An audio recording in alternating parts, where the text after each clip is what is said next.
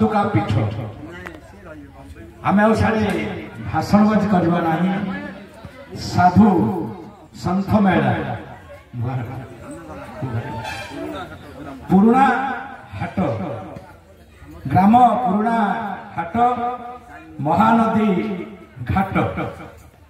पंचसखा पंचवट आज चतुर्थ वार्षिक उत्सव होइछंती भेट तुठ घाट मठ पंचसखा होइछंती भेट। जय जगन्नाथ जय अच्युत शरण। जय हे अच्युत जय जसवंत जय हे शिशु अनंत प्रभु जय हे शिशु अनंत जय हे अच्युत जय श्री अनंत जय रसवंत प्रभु जय जय जसवंत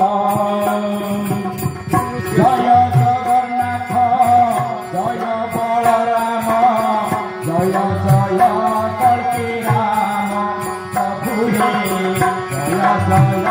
कल्की राम जय हे अच्युत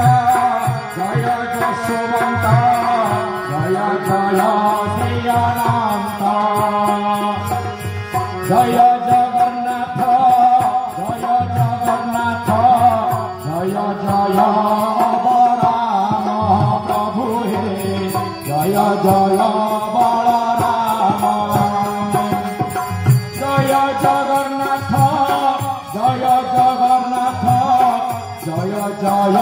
कल्की राम पंचसखा जय जय कल्की राम पंचसखा कविते बोलानंद एक आज आमको साधु संत सन्यासी बाबाजी समस्ते आज एक मंच एक ध्यान एक मन एक स्वर एक कली कलम रक्षा करने नीतिवाणी स्थितिवाणी उत्पत्तिवाणी समस्त को यही मंच एकत्रित होती मो गहन अच्छा बामन बाबा जे कि जड़े सिद्ध साधु सन्थ भितर जड़े प्रतिष्ठित कटक जिला मैथरपुरा समस्ते जानते आश्रम मो सहित मो पाखरे डाहने अच्छा बंशीधर बाबा समस्ते ए अंचल जानते जो बाबू ए अनुष्ठान को करुछंती प्रमोद बाबू तांकर गुरुदेव आम मानकर स्रष्टा ए ओडिशार एक चलचंचलकारी साधु मध्य से संत से सन्यासी से होउछंती आमर नित्य महापद्मदल पंचसखा नित्य महापद्मदल तार उपदेष्टा हरिओम बाबा चंदका प्रमाण जानते चंदका हूँ जंगल हाथी बाघ घोड़ा सब रोचे सेठारे चंदकार आश्रम महानित्य महापद्मदल स्रष्टा भागवत आखेड़ा पंचसखा भागवत आखेड़ा तार आम मान को नहीं सेठारे आम मान परिचय कर आम गहन अच्छा बाबा आसी बसिलानी जदि ए साधु सन्थ भितर ज्ञान गारिमा न साधु अनुष्ठान बसनते मुझे परम चिन्ह ना जानी ना मुझे मोर जोड़हस्त नमस्कार कर भाई आपण मानकर ए पाख गाँव सेपटे हूँ किशोर नगर से चलचंचल ओडिशार गृह पंचसखा उत्पत्ति करिसंती पंचसखा पूजुंट आमर जो महानित्य पद्मदल उपदेष्टा अच्छा भाई को देखी जो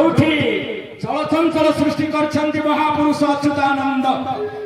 पीठरे मुझे देखी से जड़े मालिकार चलचंचल प्रतिष्ठित व्यक्तित्व आउ जे मो पाखे अछंती से जने संस्कृत रे गवेषणा करछंती आमर नीति स्थिति न्याय विभिन्न प्रकार कार्यक्रम से अछंती से व्यक्तित्व मो परिचय दबार नहीं मो परिचय बाबा मान समस्त देबे समस्त मते जानिछंती सफारी नाना तेणु सजाय मु जाऊनी आज मु सफारी नाना नुहे आज मो साधु संत भितर गोटे छोट